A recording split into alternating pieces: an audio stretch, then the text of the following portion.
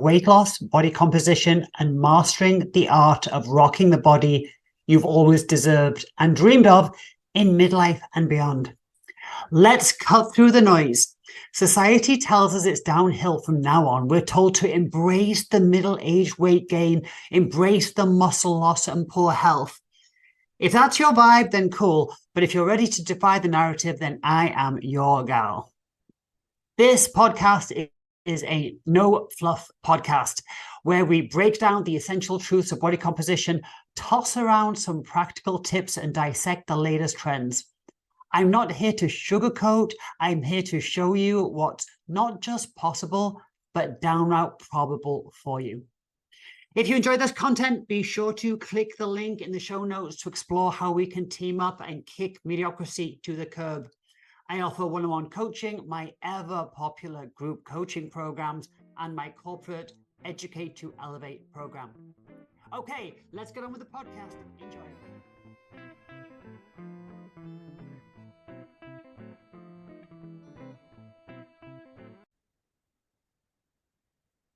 Food preferences. So you might feel like you have a food preference for something sweet, maybe something savory. And the thing about food preferences, they can be changed. So do not feel that you are going to be held hostage to a food that you thoroughly enjoy at the moment, but maybe isn't the best for you. So food preferences are very much linked to comparison. So when we eat a food that we like, and maybe it's not the best food for us, then the foods that we eat afterwards don't really compare too well to our favorite foods. So often what I see is people sticking to meal plans and diet type foods during the week, and then they let loose a little bit on the weekend, or they have their cheat meal where they indulge in their food preferences. And what happens there is then on Monday, when they go back to their diet, quote unquote, then it's hard to stick to because the food that they're eating tastes bland and boring because it is being compared to the food that they just ate over the weekend or in a cheat meal. So if we think about a Japanese restaurant and they serve multiple dishes, and they start with the least flavorful food. So it's usually a whitefish or something.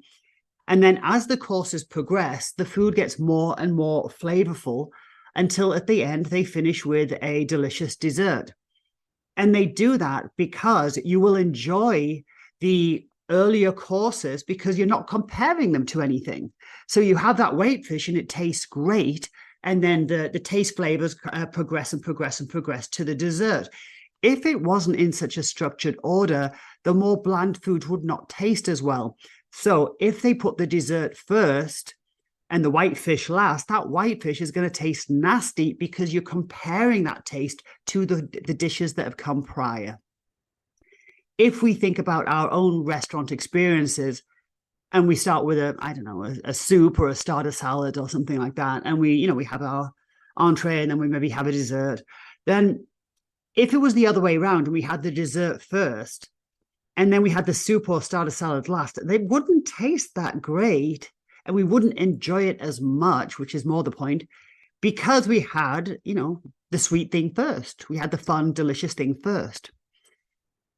So if you feel like, oh my gosh, I've got to change the way I eat and I just don't like eating these foods that are good for me, don't let that verbiage hold you back.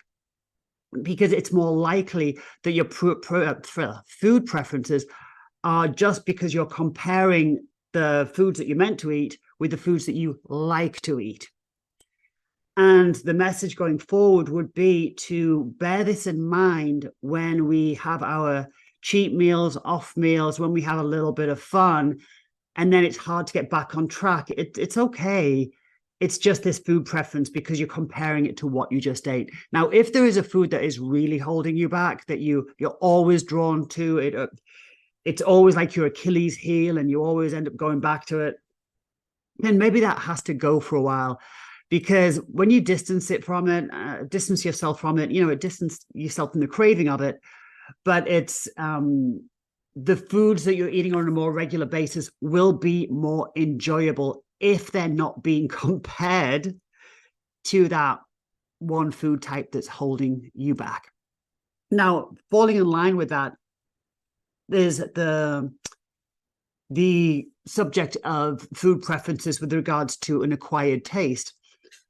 So many of you might be thinking, I hate vegetables. Why, vegetables are free on the meal plans and things, but I don't even like vegetables. I'm not going to eat a salad. I don't like them. Well, for one, stop that verbiage, right? And for two, when it comes to, I don't know, say vegetables or black coffee is a big one. If people are fasting and I suggest they move to black coffee or black tea and they're like, oh, I can't even imagine. I hate that. I don't know how anyone drinks it. Well, that was the same for all of us, because when it comes to that, an acquired taste and getting a taste for something, don't think that is not going to happen for you.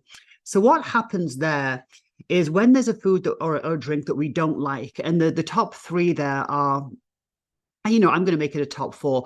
The top three are dark chocolate, alcohol, and coffee. I'm going to throw vegetables in there as well.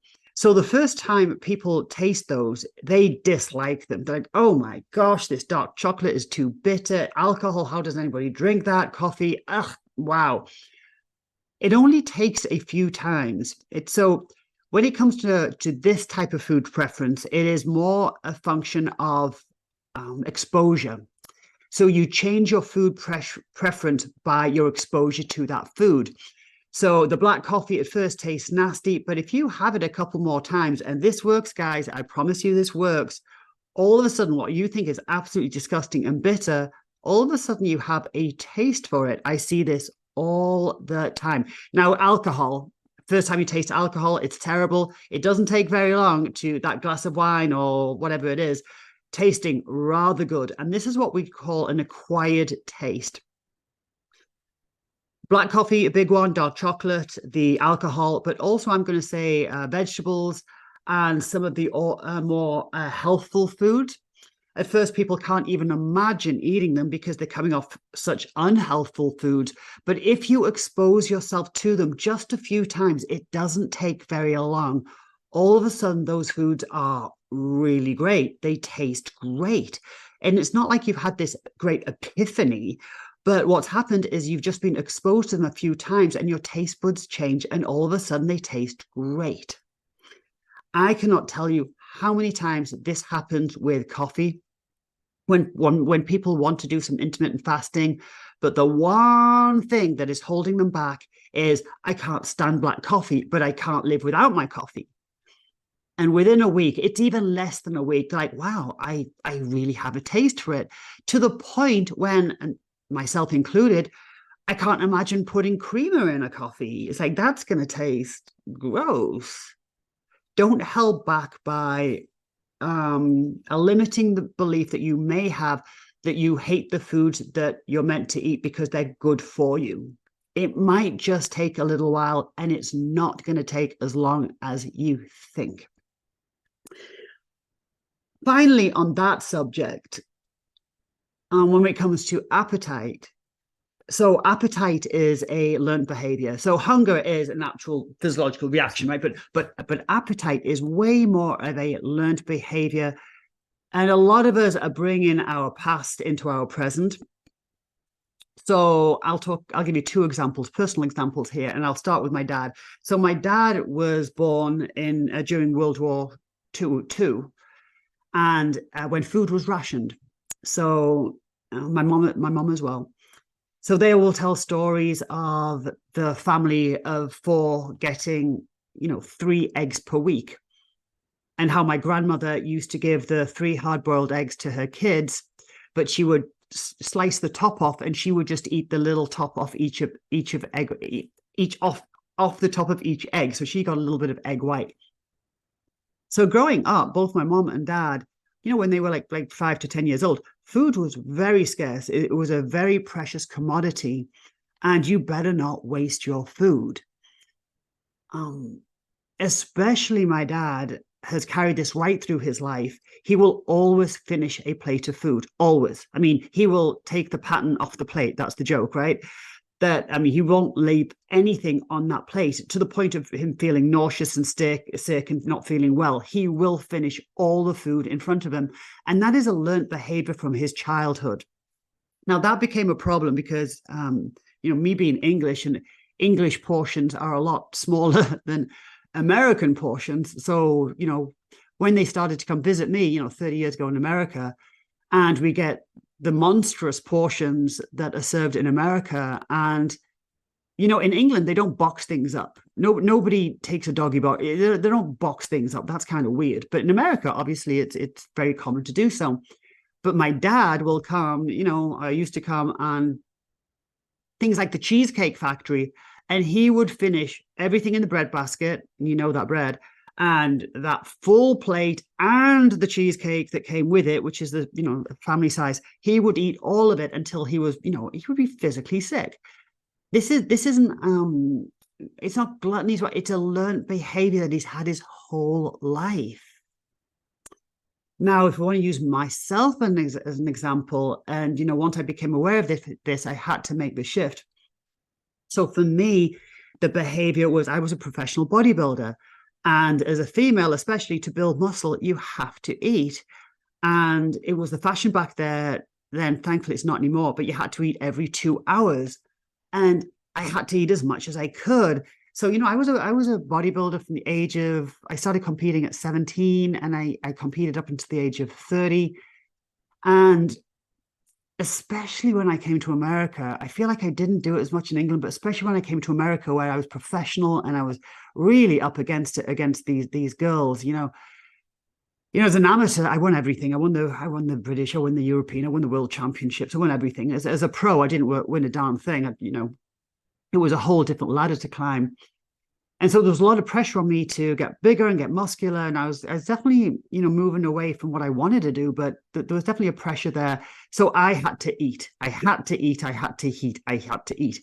And so I had this identity of a professional bodybuilder whose job it was to gain muscle, and therefore I had to eat. Now, fast forward to when I retired from bodybuilding, and I was used to eating like huge amounts of food. Can't say I really enjoyed it, but I did. I mean, I was definitely preconditioned. It was definitely, what I'm saying is, it was definitely a learned behavior.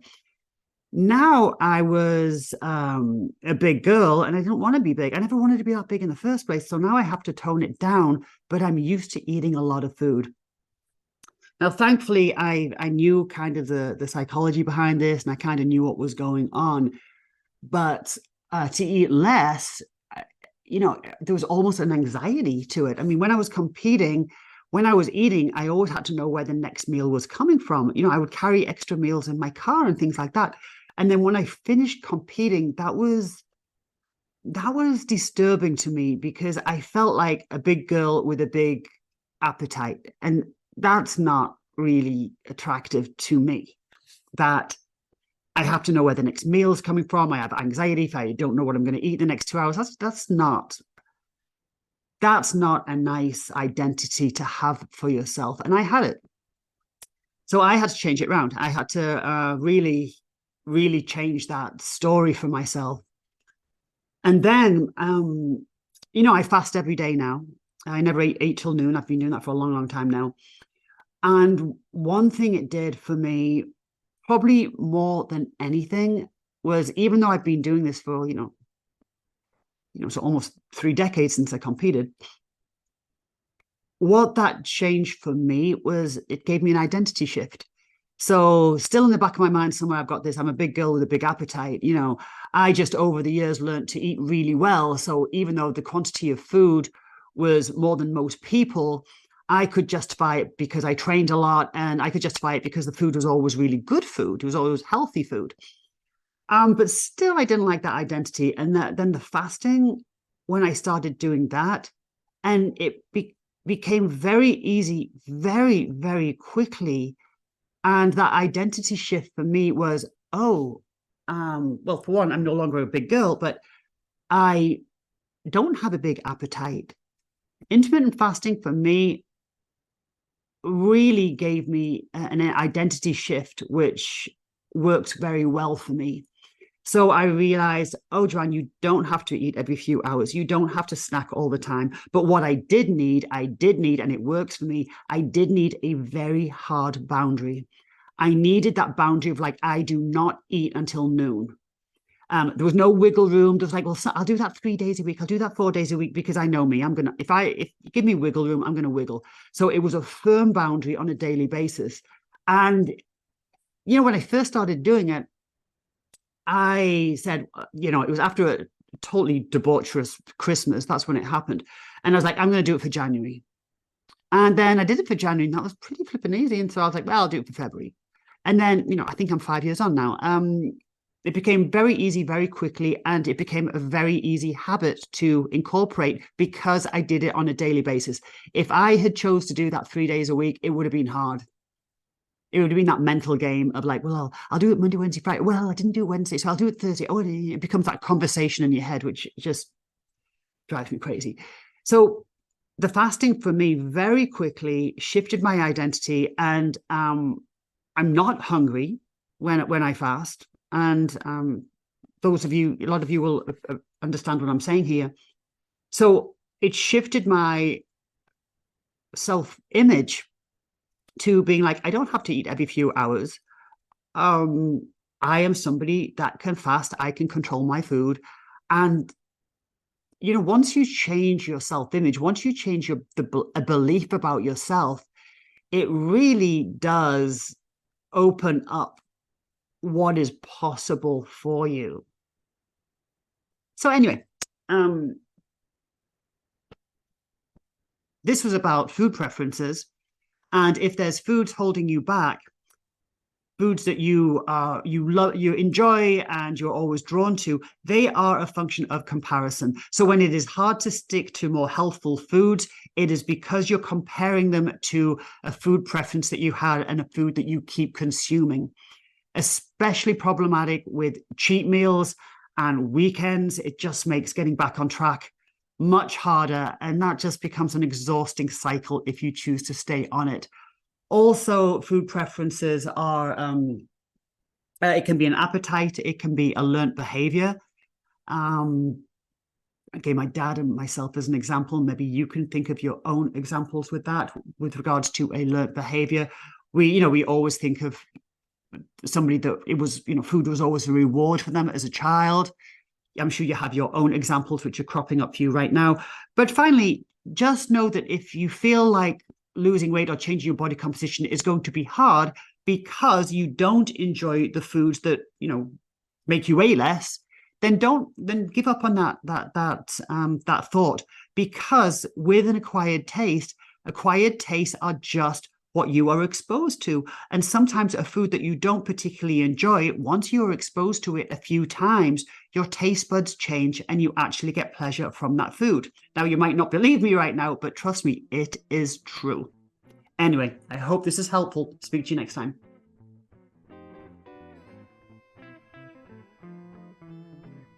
Thanks for hanging out with me today. I trust I sparked your interest, provided a nugget or two of wisdom, and armed you with something practical for immediate use. If you've got burning questions or specific topics that you'd like me to tackle, check out the show notes for ways to reach out. Until next time, stay curious. If you've enjoyed this content, be sure to click the link in the show notes to explore how we can work together.